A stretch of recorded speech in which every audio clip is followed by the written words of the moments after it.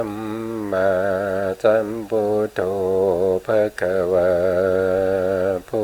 ทธังภะคะวันตังอะภิวาเทมิสวากขาโตภะคะวะตาธัมโมธัมมังนัมมัสสามิสุปฏิปันโนภะคะวะโตสาวกสังโฆ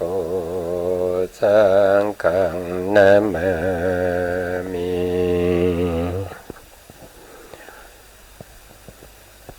นะโมตัสสะภะคะวะโตอะระหะโตสัมมาสัมพุทธัสสะนะโมตัสสะภะคะวะโตอะระหะโตสัมมาสัมพุทธัสสะนะโมตัสสะภะคะวะโตอะระหะโตสัมมาสัมพุทธัสสะสัมมาสัมพุทธมัตโตลังสัจจตัมมาคโนตมังอาภิวาทิยาภาสิสังอาภิธรรมตาสังฆังตถาวุตตาภิธรรมัตถาจตุธาปรมัตตาโตจิตตังเจตสิกังรูปังนิพพานามิติสัพพทาขอกราบนมัสการพระมหาเถระพระสังฆาธิการพระเถรานุเถระและขอสวัสดีท่านผู้ฟังและผู้ชมทุกท่านที่ติดตามในรายการพระไตรปิฎกลอยฟ้าในเนื้อหาพระอภิธรรมนะครับครั้งนี้ก็เป็นครั้งที่77ในเรื่องของนิพพานปรมัตถ์ในปริเฉดที่6นะครับซึ่งอยู่ในชั้นจุลตีนะครับซึ่งเป็นชั้นแรกในการที่จะศึกษาในอภิธรรมมัทธสังคหะเพื่อให้เกิดความรู้ความเข้าใจเป็นพื้นฐานในการที่เราจะไปเปิดพระไตรปิฎกในส่วนที่เป็นอภิธรรมปิฎกนะครับครั้งนี้ก็คงจะน่าจะจบวันนี้หรือไม่ก็พรุ่งนี้ในเรื่องของพระนิพพานนะครับถ้าจบแล้วเนี่ยเราก็จะทบทวนในเรื่องของปริเฉดที่1ในเรื่องของจิตตสังคหะในปริเฉดที่1แล้วก็ควบคู่ไปกับปริเฉดที่3นะครับในเรื่องของปกิณกะสังคหะที่จะกล่าวถึงเรื่องของวัตถุธรรมทั้งหลายนะซึ่งจะก็คงจะเป็นคนละช่วงเวลากันนะครับคงจะเป็นช่วงเวลาที่ไม่ตรงกันนะก็เราก็เรียนในส่วนที่เป็นชั้นจุลตีเนี่ยมาครบ1 ปีพอดีนะครับซึ่งจริงๆแล้วหลักสูตรเนี่ยเขาให้เวลาแค่6 เดือนเท่านั้นเองนะครับแต่การที่เราจะเรียนแค่6 เดือนเนี่ยก็คือจะจำเนื้อหาไปสอบนะครับแต่ที่เราเรียนเป็นปีเนี่ยก็คือให้พวกเราเนี่ยได้มีความรู้กว้างขวางจากพระอภิธรรมจากอภิธรรมมัทธสังคหะไปสู่ในเรื่องของพระสูตรบ้างพระวินัยบ้างนะครับให้โยงกันไปได้นะครับให้เกิดความเข้าใจมากขึ้นนะครับเพราะฉะนั้นเราก็เลยใช้เวลาที่ยาวนะครับใช้เวลาที่ยาวนานนะถึงปี1นะตอนนี้ได้1 ปีแล้วนะครับแล้วก็ยังมีบางท่านที่ต้องการให้กลับไปทบทวนในเรื่องของจิตและเจตสิกสักอีกครั้งหนึ่งนะครับก็ว่าเขาไม่ได้ศึกษาแล้วก็เขาหาดูใน ใน Facebook ก็ไม่มีนะครับตอนช่วงแรกๆเนี่ยเราได้ทำเป็นบันทึกเป็นวิดีโอนะครับก็ยังหาดูได้ลำบากนะครับเพราะฉะนั้นก็ตั้งใจว่าจะทบทวนในเรื่องของจิตและเจตสิกควบคู่ไปกับปริเฉดที่3นะครับซึ่งปริเฉดที่3นี้ก็อยู่ในชั้นจุลโทก็คือชั้นที่2นะครับชั้นที่2นะก็จะทำไปเรื่อยๆนะครับเท่าที่มีเวลาแล้วก็มีโอกาสที่ทางสถานีท่านได้มอบโอกาสมาให้นะครับถ้าท่านไม่ให้โอกาสไม่ให้เวลาแล้วก็คงจะไม่ได้มาพูดคุยกับท่านผู้ฟังนะครับก็ครั้งที่แล้วก็พูดถึงเรื่องของนิพพาน3อย่างนะครับก็คือมีสุญญตานิพพานนะครับแล้วก็อนิมิตตนิพพานแล้วก็อัปปานิหิตานิพพานนะครับครั้งนี้เราก็ไปต่อครั้งที่แล้วนะครับครั้งที่แล้วเนี่ยก็พูดมาถึงตรงนี้นะครับก็พูดถึงกำลังจะขึ้นหัวข้อว่าความปรารถนานิพพานที่จัดเป็นวิภาวะตัณหานะครับวิภาวะตัณหานี่เป็นก็คือความเห็นผิดนะเป็นความเห็นผิดความเห็นผิดนี่ก็คือเจตสิกตัวหนึ่งที่ประกอบอยู่ในโลภะมูลจิตนะครับเขาประกอบอยู่ในโลภะมูลจิตนะครับเจตสิกตัวที่เราพูดถึงคือตัวนี้นะครับตัวนี้เนี่ยมีกำลังนะครับประกอบอยู่ในทิฏฐิเป็นทิฏฐิคตสัมปยุตก็คือจิต4ดวงนี้อยู่ในโลภะมูลจิตในจิต4ดวงนี้4ดวงนี้ก็คือโลภะมูลจิตดวงที่1โลภะมูลจิตดวงที่2แล้วโลภะมูลจิตดวงที่5กับโลภะมูลจิตดวงที่6 4ดวงนี้เป็นโลภะมูลจิตที่มีทิฏฐิก็คือความเห็นผิดประกอบด้วยแต่ในที่นี้เป็นความเห็นผิดที่เราเรียกว่าเป็นวิภาวะตัณหานะครับตัณหานี่ก็คือตัวโลภะนะครับวิภาวะนะครับภาวะก็คือสภาพนะสภาพของอัตภาพนะครับที่ในภพนั้นๆนะก็คือมีอัตภาพที่ไปเกิดในแต่ละภพนะครับวิตัวนี้แปลว่าก็คือถ้าว่าไปก็คือไม่มีนะครับไม่มีภาวะนะครับก็คือไม่มีภาวะไม่มีภาวะก็คือไม่มีภพนะครับที่มีตัณหานะครับก็มันแปลยังไงเนี่ย จริงๆแล้วคำว่าวิภาวะตัณหานี่ก็แปลตามเอาเนื้อความนะครับเนื้อความก็คือเป็นผู้ที่มีความยินดีพอใจที่จะไปเกิดในภพภูมิที่เขาเรียกว่าเป็นภพภูมิที่ขาดศูนย์นะครับเป็นคือหมายถึงว่าเขาไปเกิดในภพภูมินั้นไม่ได้มาด้วยเหตุไม่มีเหตุปัจจัยนะครับที่ให้เข้าไปเกิดนะครับเขามาด้วยตัวเองมาแต่เขาเรียกว่ามาโดยบังเอิญนะครับมาโดยบังเอิญอย่างนั้นนะครับจริงๆแล้วไม่มีแบบนั้นไม่มีนะครับทีนี้เรามาดูรายละเอียดที่ท่านอาจารย์ท่านได้รจนาไว้นะครับผู้ที่มีความเข้าใจในสภาวะความเป็นอยู่ของนิพพานดีพอนะครับมีคำว่าไม่ตรงนี้นะไม่ดีพอนะครับผู้ที่มีความเข้าใจในเรื่องของพระนิพพานเนี่ยไม่ดีพอนะครับเมื่อได้ยินว่านิพพานนี้ไม่มีความทุกข์กายทุกข์ใจไม่มีความทุกข์กายทุกข์ใจนะครับแต่ประการใดมีแต่ความสุขล้วนๆนะครับเพราะธรรมที่พ้นไปจากโลกนะครับพ้นไปจากโลกเช่นนี้แล้วก็เกิดความอยากได้พระนิพพานเพราะต้องการความสุขกายสุขใจที่เกี่ยวกับโลกก็ยังมีโลกอยู่นะครับแต่ต้องการความสุขกายสุขใจที่เป็นพระนิพพานนะครับที่เป็นพระนิพพานนะค คือมันจะขัดกันนะครับเพราะพระนิพพานเนี่ยเป็นธรรมที่พ้นไปจากโลกแต่เขายังต้องการความสุขที่ความสุขกายสุขใจที่เกี่ยวกับทางโลกอยู่นะครับแต่มีความปรารถนาพระนิพพานนะซึ่งไม่ต้องการแล้วเขายังมีความเข้าใจว่าเมื่อไปอยู่ในภพภูมินั้นไปอยู่ใน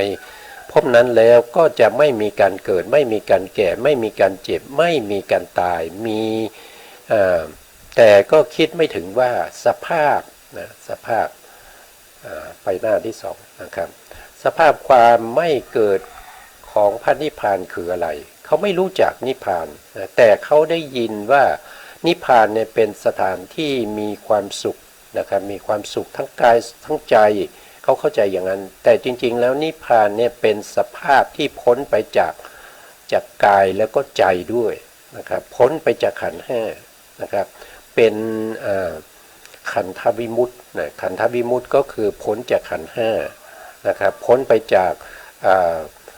ความสุขกายความสุขใจนะครับแต่มีความสุขแบบใหม่ที่อยู่ในพระนิพพานนั้นเราจะเรียกว่าเป็นสันติลักขณังเป็นความสุขที่ไม่ต้องอาศัยจิตไม่ต้องอาศัยใจไม่ต้องอาศัยกายนะครับมันคนละเรื่องกันนะแต่เขาเข้าใจผิดนะเมื่อเขาได้ยินพระนิพพานเขาก็เข้าใจเป็นอย่างนั้นนะครับคือการเข้าใจอย่างนั้นนะเป็นความเข้าใจที่ไม่ถูกต้องนะครับมีความเห็นผิดที่ประกอบด้วยความขาดศูนย์นะครับขาดศูนย์นะขาดศูนย์ก็คือคิดว่าถ้าเข้าไปอยู่ในภพภูมิที่เขาต้องการนั้นแล้วก็จะไม่มีการเกิดไม่มีการแก่ไม่มีการเจ็บไม่มีการตายเขาเข้าใจว่าอย่างนั้นแล้วก็ไม่มีทุกข์ด้วยในภพภูมินั้น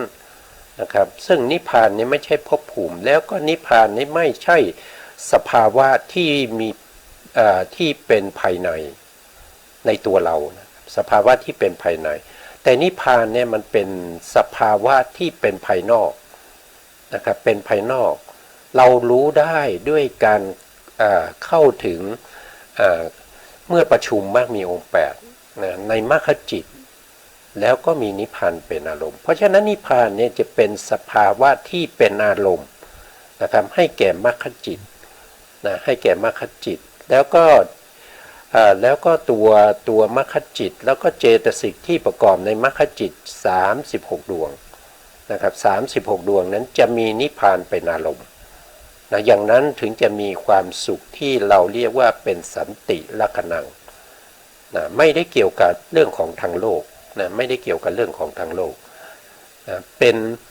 ซึ่งผู้ที่ไม่เข้าใจนะครับไม่เข้าใจได้ยินแล้วก็อยากจะได้โดยไม่เข้าใจว่า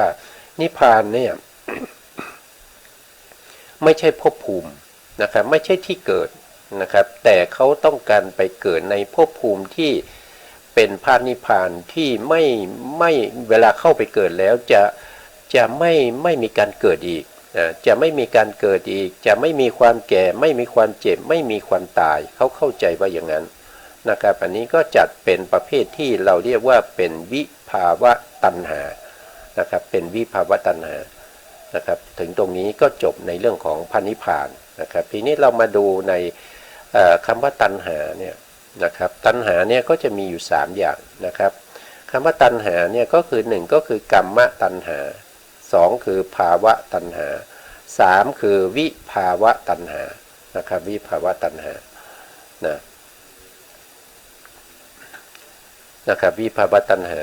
นะครับกรรมตัณหาได้แก่อะไรก็คือได้แก่ตัณหาอันทำให้เกิดอีกอันนี้เกิดอีกนะกรรมตัณหาเกิดอีกเกิดที่ไหนนะกรรมตัณหานี้ก็คือตัวที่เป็นเมื่อได้เห็นแล้วเกิดความสุขเห็นไหมครับเมื่อได้ยินเสียงแล้วเกิดความยินดีพอใจเมื่อได้กลิ่นแล้วก็ชื่นชมยินดีนะครับเมื่อได้รสแล้วก็มีความชอบใจปรารถนาในรสอย่างนั้นเมื่อถูกต้องสัมผัสนะครับเกิดความรู้สึกเอิบอิ่มต้องการสภาวะนั้นพวกนี้เป็นกามมะนะกามมะคุณนะที่เราเรียกว่ากามคุณ นะครับแล้วก็มีตัณหาไปติดนะครับไปติดในการเห็นในสิ่งที่สวยๆงามๆนะครับไปติดในเสียงที่ไพเราะนะครับไปติดในกลิ่นที่ดีๆรสที่ดีๆแล้วก็ไปติดในโผฏฐัพพะที่ชอบใจนะแล้วก็ไปชอบใจในอารมณ์ที่นึกคิดเป็นไปในกามะนะกามตัณหานะครับกามภพนะครับเป็นไปในอบายภูมิสี่มนุษย์หนึ่งนะครับอารมณ์พวกนี้จะเป็นไปในพวกนี้นะในอบายสี่มนุษย์หนึ่งเทวดาอีก6 ชั้นนะครับไม่ว่าจะเป็นจาตุมมหาราชิกานะครับตาวติงสายามาดุสิตานิมานอลดีนะครับหรือว่าปาลมินมิตตวสวัตตีนะครับพวกนี้เป็นเทวดาเป็นชั้นกามาวจระนะครับเมื่อมีอารมณ์นะครับพวกนี้เกิดขึ้นก็มีตัณหาไปติดนะครับตัณหาก็คือตัวโลภะเมื่อไปติดแล้วนะครับก็มีความเพลิดเพลินยินดีในอารมณ์นั้นๆแล้วก็ผูกพันก่อให้เกิดภพใหม่นะครับผูกพันแล้วก็ก่อให้เกิดภพใหม่นะครับประกอบด้วยความยินดีเพลิดเพลินในภพ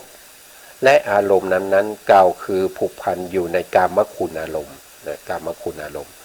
ก็คืออารมณ์ที่เกิดทางตาหูจมูกลิ้นกายแล้วก็ใจนะครับใจที่นึกคิดถึงสิ่งที่ได้เห็นนะสิ่งที่ได้ยินสิ่งที่ได้กลิ่นได้รสได้สัมผัสนะเป็นการนึกคิดนั่นคือธรรมอารมณ์นะครับก็คืออารมณ์ทางใจนั่นเองนะครับก็เรียกว่าเป็นกรรมคุณนะเรียกว่าเป็นกรรมคุณนะครับกรรมก็คือกรรมตัณหาก็จะเป็นลักษณะอย่างนี้นะครับส่วนภาวะตัณหาเนี่ยท่านบอกว่าได้แก่ความผูกพันที่มีความเห็นว่าภพเที่ยงนะครับอันนี้มีความเห็นว่าภพเที่ยงนะครับเป็นสัสสตทิฏฐินะครับก็คือไปเกิดในภพภูมิใดภพภูมิหนึ่งแล้วภพภูมินั้นเที่ยงไม่ต้องมีการไม่ต้องมีการตายไม่ต้องมีการเจ็บไม่ต้องมีการแก่นะครับภพภูมินั้นเที่ยงนะครับส่วนใหญ่พวกเราก็จะเข้าใจว่าพวกพรหมนะปัจจุบันนี้ก็มีคนยังเข้าใจว่าพรหมนะครับมหาพรหมเนี่ยเป็นสถานที่ที่เที่ยงนะครับเวลาตายแล้วก็ทำบุญมากๆนะครับทำเครื่องบวงสรวงเยอะๆนะครับหรือว่าฆ่าสัตว์เพื่อบูชายันนะครับเพื่อจะได้ไปเกิดในภพภูมินั้นจริงๆแล้วไม่ใช่นะครับจริงๆแล้วไม่ใช่ภพภูมินั้นท่านจะไปได้ด้วยสมาธินะครับด้วยสมาธิที่แรงกล้าในปฐมฌานนะครับก็ไปเกิดเป็นมหาพรหมนะครับถ้าสมาธิในปฐมฌานปานกลางก็ไปเกิดเป็นปุโรหิตาพรหมนะถ้าสมาธิในปฐมฌานยังอ่อนอยู่นะครับก็ไปเกิดเป็นปริสัชชาพรหมนะครับซึ่งสิ่งพวกนี้เขาไม่เข้าใจนะเขาไม่เข้าใจเขาจึงคิดว่ามันเป็นอย่างนั้นนะเขาก็ปรารถนาอย่างนั้นเขาก็ฆ่าสัตว์เพื่อบูชายันนะฆ่าสัตว์เยอะๆนะครับบูชานะครับเพื่อให้ได้ไปเกิดไปอยู่กับพระพรหมของเขานะส่วนอันที่สามนะครับวิภาวะตัณหาที่อธิบายไปเมื่อกี้นะครับก็คือได้แก่ความผูกพันที่มีความเห็นผิดว่าภพขาดศูนย์นะครับก็คืออุเฉททิฏฐินะครับก็คือไปภพนั้นแล้วไม่ต้องไปภพอื่นอีกนะครับขาดศูนย์แล้วภพอื่นจะไม่มีละนะครับมีภพนั้นภพเดียวภพเป็นภพที่เขาต้องการนะครับเขาต้องการในภพที่ไม่มีการเกิดไม่มีการแก่ไม่มีการเจ็บนะครับขาดศูนย์อยู่ตรงนั้นนะครับแล้วก็ที่เขาไม่ได้ไปเกิดตรงนั้นได้เนี่ยก็เพราะว่าโดยบังเอิญนะครับไม่มีเหตุไม่มีปัจจัยนะครับก็ไปเกิดตรงนั้นนะเรียกว่าเป็นวิภาวะตัณหาเพราะว่าเขาไม่มีญาณอย่างรู้ว่าการที่เขาได้ไปเกิดเป็นพรหมหรือว่าไปเกิดเป็นเทวดานั้นนะครับเขามาด้วยเหตุปัจจัยอะไรนะครับเขาไม่มีญาณนะเขาจึงมีความเห็นผิดนะความเห็นผิดนะครับความเห็นผิดนะต่อไปนะครับ ทีนี้เรามาดูในเรื่องของวิเศษลักษณะของพระนิพพานนะครับมีอยู่3ประการด้วยกันนะมีอยู่3ประการด้วยกันนะครับก็คือลักษณะลดปัจจุปทานเท่านั้นนะครับไม่มีเหตุใกล้นะครับไม่มีเหตุใกล้ให้เกิดนะไม่มีเหตุใกล้ให้เกิดก็คือไม่มีปัทัฏฐาปาทัฏฐานะนะครับคือไม่มีเหตุใกล้ให้เกิดนะลักษณะนะครับลักษณะก็คือสันติลักขณานะครับสันติลักขณามีความสุขสงบจากเพลิงทุกข์นะครับสงบจากเพลิงทุกข์ก็คือไม่มีเพลิงทุกข์นะครับเป็นลักษณะนะครับก็คือไม่มีในพระนิพพานนั้นนะครับก็มีลักษณะว่าไม่มีการเกิดไม่มีการแก่ไม่มีการเจ็บไม่มีการตายสำหรับผู้ที่เข้าถึงนิพพานได้การเข้าถึงนิพพานเราก็เรียนมาแล้วนะครับว่าเราจะต้องทำยังไงนะครับต้องมีการเจริญในเรื่องของวิปัสสนาในเรื่องของสติปัฏฐาน4นะครับสัมมาปัฏฐาน4อิทธิบาท4อินทรีย์5พละ5โพชฌงค์7และมรรคมีองค์8นะครับเป็นหนทางนะเป็นหนทางสู่พระนิพพานนะครับเพราะว่าพระนิพพานนี้เป็นสภาวะธรรมที่เป็นภายนอกนะครับพระนิพพานเนี่ยไม่มีการเกิดไม่มีการดับนะครับพระนิพพานเนี่ยมีอยู่แล้วถึงแม้ว่าจักรวาลของเราถูกทำลายจนหมดสิ้นไปแสนโกฏจักรวาลแต่พระนิพพานก็มีอยู่อย่างนั้นพระนิพพานไม่มีใครที่จะทำลายได้มีแต่เพียงแต่เราจะเข้าถึงได้หรือไม่เท่านั้นเองนะครับพระนิพพานไม่ใช่สถานที่ไม่ใช่อายตนะนะครับนะไม่ใช่สถานที่ที่เป็นอายตนะไม่มีขันธ์นะพ้นจากขันธ์พ้นจากอายตนะพ้นจากธาตุนะครับพ้นจากอินทรีย์นะครับพวกนี้ไม่ได้เป็นพระนิพพานเลยนะครับอันนี้คือข้อที่1ก็คือว่าโดยลักษณะนะก็คือลักษณะนั่นเองนะครับมีความสงบนะมีความสงบจากรูปนามขันธ์5นะครับพวกที่เป็นคำว่าเพิงทุกข์เนี่ยคำว่าทุกข์คำเดียวเนี่ยมันรวมนะครับมันรวมทั้งที่เป็นจิตนะมันรวมทั้งที่เป็นจิตทั้งที่เป็นเจตสิกทั้งที่เป็นรูปด้วยนะครับมันรวมทุกเนี่ยมันรวมหมดนะครับองค์ธรรมเยอะนะครับทุกเนี่ยนะครับโลกียจิต81เจตสิก51เว้นโลภะแล้วก็รูป28เป็นทุกข์หมดเลยนะครับเพราะฉะนั้นความสุขในพระนิพพานเนี่ยพ้นจากเพลิงทุกข์นะตามลักษณะนะครับเป็นลักษณะ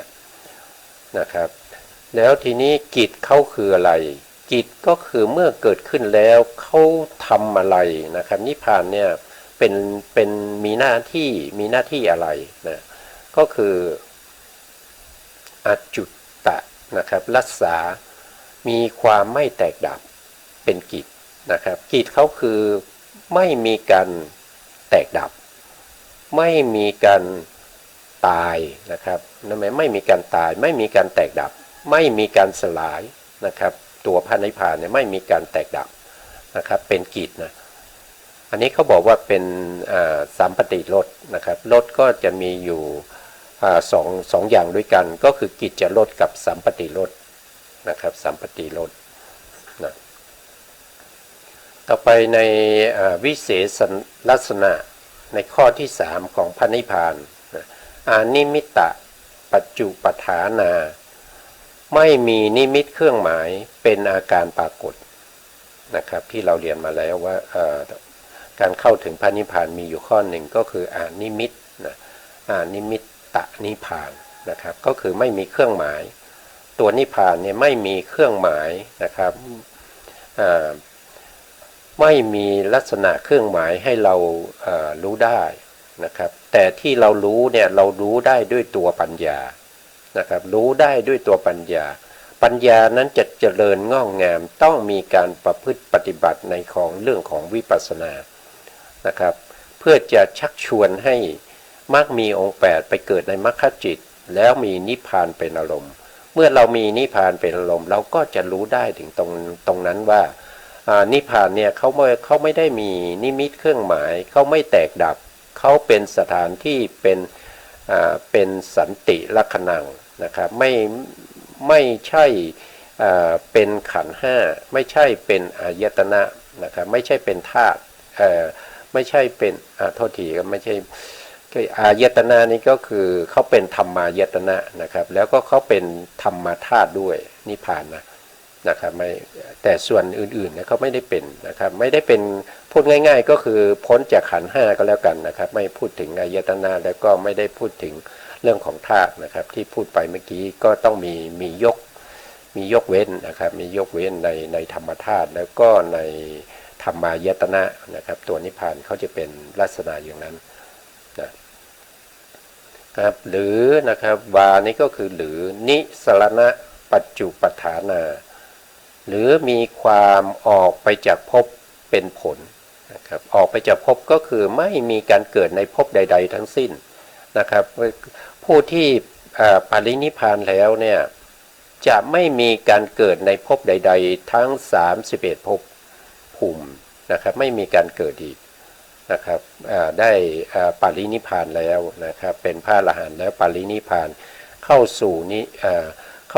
นิพพานแล้วก็จะไม่มีในภพต่างๆนะครับอันนี้ก็มีพระสูตรอยู่เรื่องหนึ่งนะครับที่มีพราหมณ์ผู้หนึ่งนะครับเขามีความสามารถนะครับเขามีความสามารถเขาเรียนวิชามานะครับวิชาที่สามารถบอกได้ว่าบุคคลนี้เมื่อตายแล้วไปเกิดที่ไหน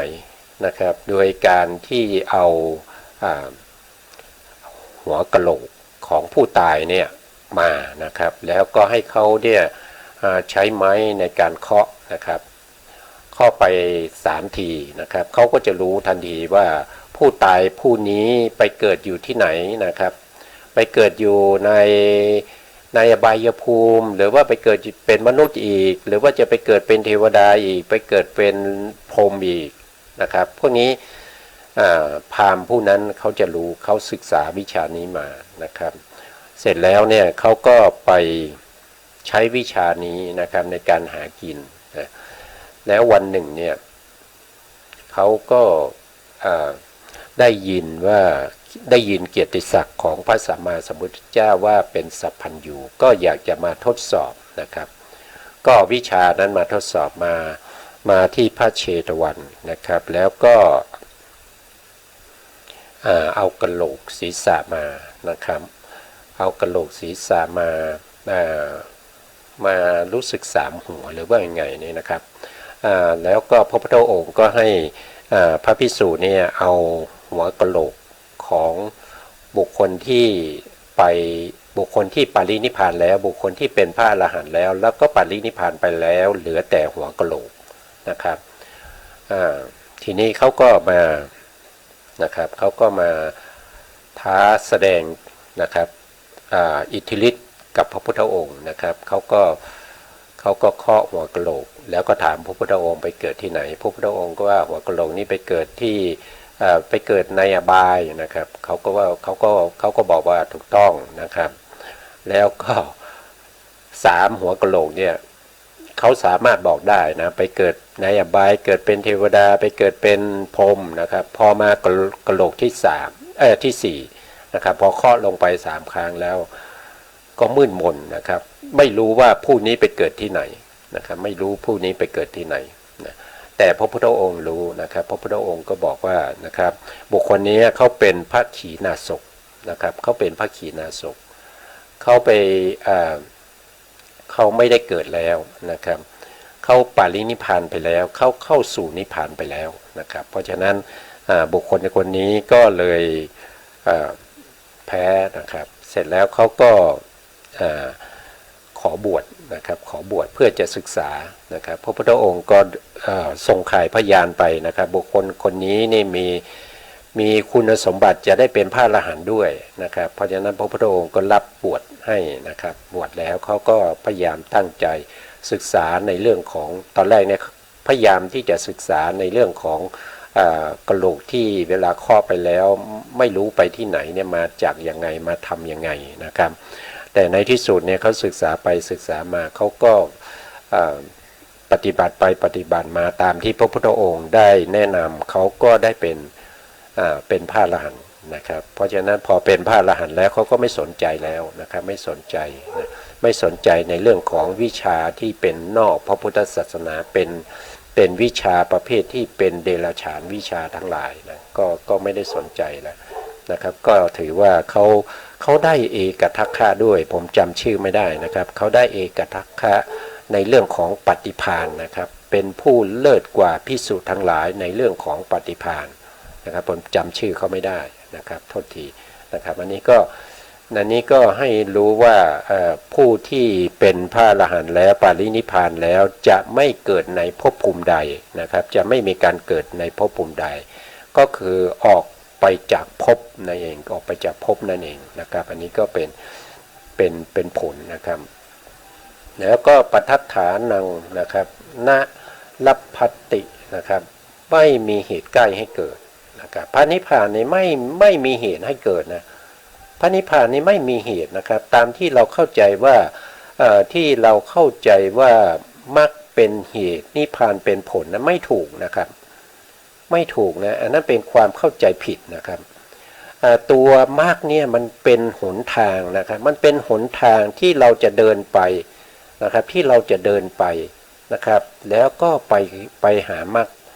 นะครับแต่ไม่ใช่เหตุให้ตัวนิพพานเกิดขึ้นเข้าใจไหมครับตัวพระนิพพานเนี่ยที่ผมได้กล่าวบ่อยๆว่าเขามีอยู่แล้วนะเขาไม่เกิดเขาไม่ดับเขาเป็นอย่างนั้นนะครับแต่เพียงแต่เราจะเข้าถึงหรือไม่การเข้าถึงเนี่ยเราก็ปฏิบัติเพื่อให้ได้มรรคมีองค์8ประชุมกันในมรรคจิตอันนั้นเป็นหนทางเดินเข้าไปหาพระนิพพานนะครับเป็นหนทางเดินไปสู่พระนิพพานนะครับเพราะฉะนั้นมรรคไม่ได้เป็นเหตุนะครับมรรคไม่ได้เป็นเหตุให้เกิดพระนิพพานนะครับเพราะพระนิพพานมีอยู่แล้วนะครับมีอยู่แล้วนะครับอย่างเช่นบ้านเราเนี่ยนะยกตัวอย่างนะครับอุปไมยอย่างเช่นบ้านเราเนี่ยเราพ่อแม่เราสร้างไว้แต่ให้เรานะครับพอเราเกิดมานะครับเราก็เห็นบ้านอยู่แล้วนะครับเวลาเราไปทำงานเวลาเรากลับเราก็จะต้องเดินทางใช่ไหมครับไอตัวที่เป็นเหตุเป็นปัจจัยให้เป็นหนทางนะครับที่มาสู่บ้านเนี่ยไม่ใช่เป็นตัวที่ไปสร้างบ้านนะครับไม่ใช่เป็นตัวที่ไปสร้างให้มีบ้านขึ้นมามันเป็นแต่เพียงหนทางเท่านั้นเองนะครับมันอย่างเช่นบ้านเราอยู่ที่กรุงเทพเนี่ยนะครับเราจะกลับไปที่บ้านเนี่ยเราก็เดินทางไปโดยรถยนต์ก็ได้โดยเครื่องบินก็ได้นะครับแต่การเดินทางนั้นนะมันเป็นหนทางไปสู่บ้านมันมีอยู่แล้วนะครับที่กรุงเทพเนี่ยบ้านมีอยู่แล้วนะครับไม่ใช่การเดินทางอย่างนั้นไม่ใช่ไปสร้างตัวบ้านนะครับบ้านเขามีอยู่แล้วนะครับก็เปรียบเสมือนกับว่านิพพานมีอยู่แล้วนะครับปัจจุบันในนิพพานมีอยู่แล้วจะเข้าถึงหรือไม่ก็นิพพานเขาก็มีของเขาอยู่อย่างนั้นจะมีคนเข้าถึงหรือไม่เขาก็อยู่อย่างนั้นแหละนะครับเพียงแต่ว่าเราจะทำยังไงที่จะเข้าถึงพระนิพพานนะครับเพราะฉะนั้นเนี่ยตัวมรรคเนี่ยเป็นหนทางเข้าสู่นิพพานไม่ใช่มรรคเป็นเหตุให้เกิดนิพพานไม่ใช่อย่างนั้นนะถ้าใครเข้าใจอย่างนั้นเป็นการเข้าใจที่ผิดนะครับไม่ตรงกับพุทธพจน์นะครับแล้วไม่มีในพระไตรปิฎกที่ไหนเลยนะครับที่ว่ามรรคมีองค์8นี่ไปสร้างพระนิพพานนะไม่มีนะครับเพียงแต่มีแต่ว่ามรรคมีองค์8เป็นหนทางเข้าสู่พระนิพพานนะครับอันนี้ก็เข้าใจตามนี้นะครับก็เพราะว่ามีหลักฐานยืนยันมีพระบาลียืนยันอยู่นะครับก็ข้อนี้นะครับก็คือปัฏฐฐานังณลัพพตินะครับไม่มีเหตุใกล้ให้เกิดอะไรให้เกิดนิพพานเพราะนิพพานเป็นธรรมที่พ้นจากเหตุนะครับพ้นจากเหตุจากปัจจัยทั้งหลายนะครับพระนิพพานไม่มีเหตุไม่มีปัจจัยให้เกิดนะครับพระนิพพานมีอยู่แล้วนะพระนิพพานมีอยู่แล้วพระนิพพานไม่เกิดไม่ดับมีอยู่อย่างนั้นนะครับมีอยู่อย่างนั้นเป็นสภาวะของพระนิพพานอย่างนั้นนั่นเองนะครับต่อไปสไลด์ต่อไปครับ ทีนี้เรามาดูในเรื่องของธรรมที่เป็นไวยพจน์ของพระนิพพานนะครับก็คือไวยพจน์ก็คืออะไรไวยพจน์ก็คือเป็นคล้ายๆเป็นชื่อของพระนิพพานนั่นเองนะครับมีอยู่หลายๆชื่อนะครับหลายๆชื่อนะครับก็มาจากไหนก็คือมาจากในสุตตันตปิฎกนะครับขุตกานิกายปฏิสัมภิธามักเล่มที่7นะครับภาคที่1หน้าที่454นะครับอันหนึ่งตัณหาอาศัยนิพพานย่อมสละคืนย่อมพ้นย่อมไม่ติดในนิพพานนี้ไม่มีความอะไรแม้สักอย่างเดียวในความอะไรนะครับในกามคุณทั้งหลายเพราะฉะนั้นท่านจึงกล่าวนิพพานว่านะครับก็จะมีกล่าวนิพพานว่านะจาโคปฏินิสักโคมุติอานาลโยความสละคืนความหลุดพ้นความไม่อะไรเพราะพระนิพพานเป็นอย่างเดียวเท่านั้นแต่ชื่อของพระนิพพานนั้นนะครับมีอยู่ไม่น้อยนะครับพระนิพพานเนี่ยเป็นที่สละอะไรก็คือสละตัณหานะครับสละตัวตัณหาเนี่ยตัวตัณหานะครับตัวตัณหาตัวกรรมคุณอารมณ์ทั้งหลายนะครับสละนะครับหรือว่าสละคืนนะครับไม่เอานะครับแล้วก็ปล่อยวางหลุดพ้นไม่มีความอะไรนะครับเพราะเป็นพระนิพพานนะครับชื่อว่านิพพานนี้มีอยู่ไม่น้อยก็คือมีอยู่มากนะครับมีอยู่มากแต่ตัวนิพพานมีอย่างเดียวนะครับตัวนิพพานมีอย่างเดียวแต่ชื่อพระนิพพานนี่มีอยู่หลายชื่อนะครับท่านบอกว่าอย่างนี้นะครับอันนี้ก็เป็นไวยพจน์ของพระนิพพานนะครับก็มีชื่อหลายชื่อนะครับโดยสามารถเป็นปฏิปักษ์ต่อชื่อของสังคตธรรมทั้งปวงนะเข้าใจคำว่าสังคตธรรมแล้วนะครับสังคตธรรมก็คือธรรมที่ถูกปรุงแต่งธรรมที่ถูกปรุงแต่งเนี่ยก็คือทั้งหมดนะครับก็คือทั้งหมดยกเว้นพระนิพพานนะครับทั้งหมดคืออะไรก็คือจิต89เจตสิก52นะครับแล้วก็รูป28นะครับพวกนี้เป็นสังคตธรรมนะครับส่วนพระนิพพานเป็นอสังคตธรรมนะครับคือมีอาทิว่านี่คือชื่อนะครับมีอาทิว่าอาเสสวิลาโคความคลายกำหนัดโดยไม่มีเหลือนะครับพระนิพพานมีชื่อว่าอาเสสวิลาโคก็คือหมายความว่าคลายกำหนัดโดยไม่มีส่วนเหลืออันนี้แปลว่าไม่คลายกำหนัดไม่มีส่วนเหลือนะครับอันนี้เป็นชื่อของพระนิพพานนะครับชื่อที่2นะครับชื่อที่2ก็คืออาเสสนิโรโธดับโดยไม่มีส่วนเหลืออะไรดับตัณหานั่นเองนะครับตัณหานั้นดับนะตัณหาดับนะครับไม่ว่าจะเป็นโลภะโทสะโมหะนะครับอกุศลทั้งหลายดับหมดเลยนะครับก็เป็นชื่อของพระนิพพานนะครับทำไมเราต้องมาเรียนในเรื่องของไวยพจน์ของพระนิพพานนะครับก็เพื่อจะ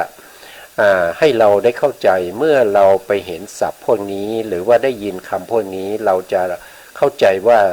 ชื่อพวกนี้เนี่ยเป็นชื่อของพระนิพพานนะครับทำให้เราเนี่ยได้เข้าใจดีขึ้นนะครับเข้าใจในการศึกษาพระพุทธศาสนาได้มากขึ้นนะครับดีกว่าได้ยินแล้วก็ผ่านไปนะครับไม่ได้สนใจนะครับเราเป็นชาวพุทธนะครับเราเป็นชาวพุทธเพราะฉะนั้นคำสั่งสอนของพระสัมมาสัมพุทธเจ้าซึ่งเป็นศาสดาของพวกเราเนี่ยเราควรจะศึกษาบ้างนะครับหรือว่าภาษาที่พระศาสดาเนี่ยทรงใช้เนี่ยเราก็ควรจะศึกษาให้รู้เข้าใจความหมายด้วยนะเราจะได้เวลาเราศึกษาพระไตรปิฎกหรือว่าเราฟังธรรมเราจะได้ทั้งที่เป็นอรรถรสนะครับได้ทั้งอรรถรสแล้วก็ได้ทั้งที่เป็นธรรมรสด้วยนะครับได้ทั้งอรรถรสแล้วก็ธรรมรสธรรมรสนี่ก็คือเป็นเหตุนะครับเป็นเหตุอรรถรสก็เป็นผลนะครับก็เป็นผล นะเพราะฉะนั้นเราก็ควรจะจำพวกนี้ไว้บ้างนะครับเพื่อว่าเราจะได้ใช้ในโอกาสต่อไปนะครับไวยพจน์ที่3นะครับก็คือจาโคนะครับจาโคคืออะไรก็คือความสละอะไรก็คือสละตัณหานั่นเองสละตัณหาสละโทสะโมหะนะครับสละมานะทิฏฐิวิจิกิจฉาอุทธัจจะกุกุจจะนะครับสละไปเลยนะครับไม่ต้องการนะครับในพระนิพพานนี่ไม่มีนะครับจึงได้ชื่อว่าจาโคนะครับต่อไปสไลด์ต่อไปนะครับก็มาจากที่เดียวกันนะครับก็ยังเป็นปฏิสัมภิธามักเล่มที่7อยู่นะครับไวยพจน์ของพระนิพพานคำต่อไปนะครับก็คือปฏินิสโคนะครับปฏินิสโคก็คือความสละคืนนะครับสละกับสละคืนเนี่ยต่างกันยังไงนะครับสละคืนก็คือการไม่ยึดถือไม่เอาปล่อยไปว่างนะครับปล่อยวางนะสละนะครับสละก็คือก็มีความหมายคล้ายๆกันนะครับมีความหมายคล้ายๆกันเพียงแต่ว่าเขาจะคำว่าสละก็คือปล่อยวางนั่นเองนะครับปล่อยวางไม่ยึดไม่ถือนะครับต่างกันก็คือสละคืนกับสละแค่นั้นเองนะครับคำต่อไปครับคำต่อไปนะครับวิมุตตินะครับภาษาบาลีก็คือวิมุตตินะมุตตินะมุตติก็คือความหลุดพ้นนะครับนี่ก็เป็นชื่อของพระนิพพานอีกชื่อหนึ่งนะครับมุตตินะครับคือความหลุดพ้นนะคำต่อไปก็คืออนาลโยนะอนาลโยก็คือความไม่อะไรไม่มีความอะไรใหญ่ดีนะครับในตัณหาทิฏฐิมานะนะครับโทสะโมหะทั้งหลายนะคำต่อไปนะครับราคะโยนะครับความสิ้นราคะนะครับราคะก็คือตัณหานั่นเองนะครับราคะคือความตัณหานะครับคือตัณหาต่อไปก็คือโทสะโยนะครับโทสะโยนะครับความสิ้นโทสะนะครับความสิ้นโทสะนะโมหะโยความสิ้นโมหะนะครับก็ไม่มีในนิพพานนะครับไม่ว่าจะเป็นโทสะหรือโมหะหรือว่าจะเป็นตัณหาราคะนะครับตัณห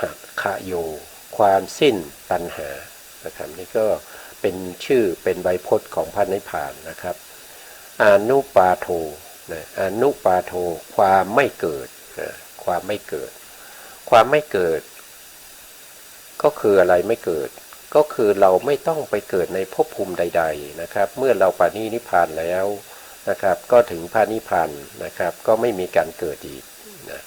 ไม่ว่าจะเป็นรูปเป็นนามก็ไม่มีการเกิดนะครับไม่ว่าจะนามจะไปเกิดในรูปก็ไม่มี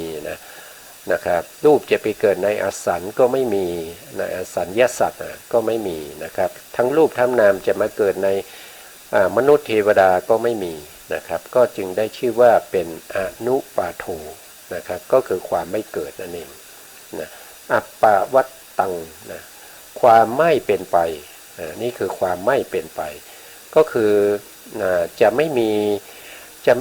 เช่นอย่างพวกเรานะครับเมื่อเราหลับแล้วนะครับแล้วเราก็ตื่นก็จะมีวันใหม่ใช่ไหมครับวันใหม่อย่างเช่นปัจจุบันนี้ตอนขณะนี้ก็เป็นปัจจุบันเดี๋ยวเราก็จะดับแล้วก็จะนอนจะหลับแล้วนะครับแล้วก็จะตื่นอีกนะครับก็เป็นพรุ่งนี้นะอันนั้นก็จะเป็นอนาคตอีกนะครับความไม่มีเป็นไปก็คือ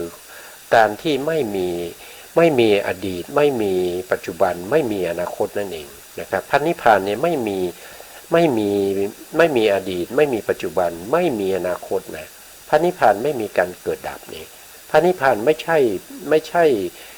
อนิจจังพระนิพพานเป็น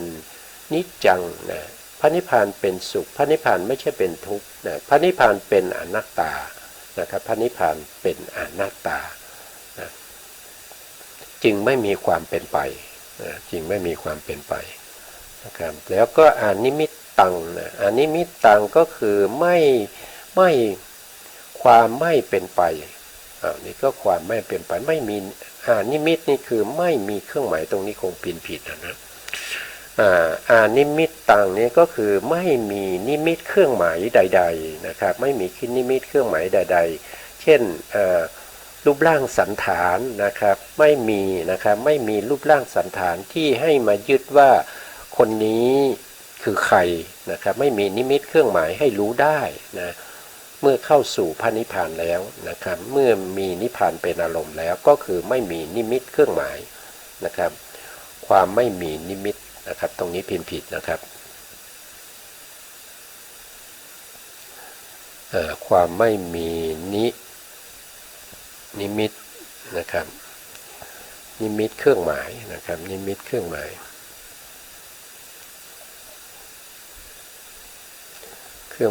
นะครับความไม่มีนิมิตเครื่องหมายนะครับต่อไปนะครับไวยพจน์ของพระนิพพานนะครับอันต่อไปนะครับก็คืออัปปนิหิตะนะครับความไม่มีที่ตั้งไม่มีที่ตั้งของตัณหานั่นเองนะครับไม่มีที่ตั้งของอกุศลธรรมทั้งหลายไม่ว่าจะเป็นอกุศลเจตสิก14หรือว่าไม่ว่าจะเป็นอกุศลจิต12นะครับไม่ว่าจะเป็นโลภะมูลจิต8นะครับโทสะมูลจิต8นะโทสะมูลจิต2นะครับแล้วโมหะมูลจิต2นะครับแล้วก็ไม่มีพวกที่เป็นวิบากด้วยนะครับวิบาก36ไม่มีนะมหากุศลก็ไม่มีนะครับในนิพพานนี้ไม่มีนะครับมหากุศลก็ไม่มีมหากิริยาก็ไม่มีนะแล้วก็กุศลที่เป็นรูปฌานนะรูปฌานพวกนี้ไม่มีนะครับแล้วก็ไม่มีมรรคจิตนะครับแล้วก็ไม่มีมรรคมีองค์8ในพระนิพพานไม่มีนะไม่มีนะครับนะเพราะนั้นความไม่มีที่ตั้งก็คือไม่มีปรมัตถธรรม3ในพระนิพพานนะครับก็คือไม่มีจิตไม่มีเจตสิกแล้วก็ไม่มีรูปในพระนิพพานนะครับพระนิพพานไม่มีนิมิตเครื่องหมายเหล่านี้ไม่มีนะครับแล้วก็ต่อไปในไวยพจน์ต่อไปนะครับนายูหนะนายูหนะก็คือไม่มีความไม่มีกรรมเป็นเหตุให้ปฏิสนธินะนายูหะนะครับเป็นความไม่มีกรรมเป็นเหตุให้ปฏิสนธินะครับก็กรรมทั้งหลายนะครับที่ยังเหลืออยู่ของพระอรหันต์ที่ท่านปรินิพพานไปแล้วเนี่ยกรรมเหล่านั้นจะเป็นอโหสิกรรมไปนะครับเพราะว่าท่านปรินิพพานไปแล้วแต่ในขณะที่ท่านยังมีชีวิตอยู่ท่านเป็นพระอรหันต์แล้วกรรมที่ท่านทำไว้ในอดีตในอดีตชาติหรือว่าที่เคยทำไว้ก่อนๆที่เป็นปุถุชนเนี่ย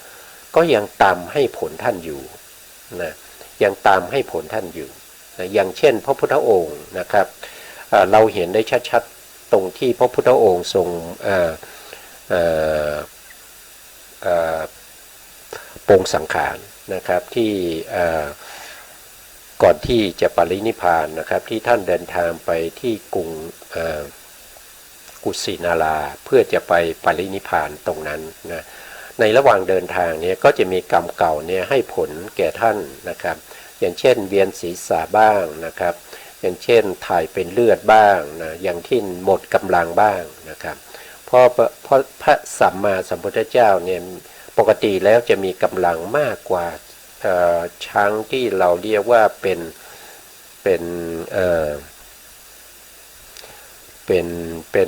ช้าง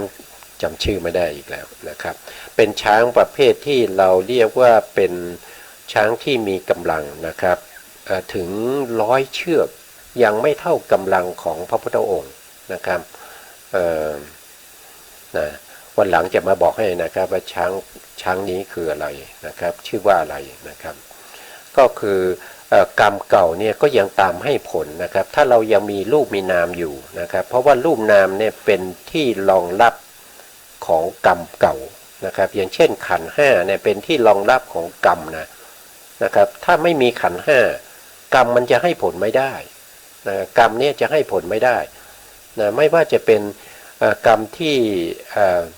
จะมีกำลังมากแค่ไหนก็ตามนะครับอย่างเช่นบุคคลที่เขาสร้างบารมีมานะครับเต็มแล้วนะครับเต็มแล้วถ้าเกิดว่า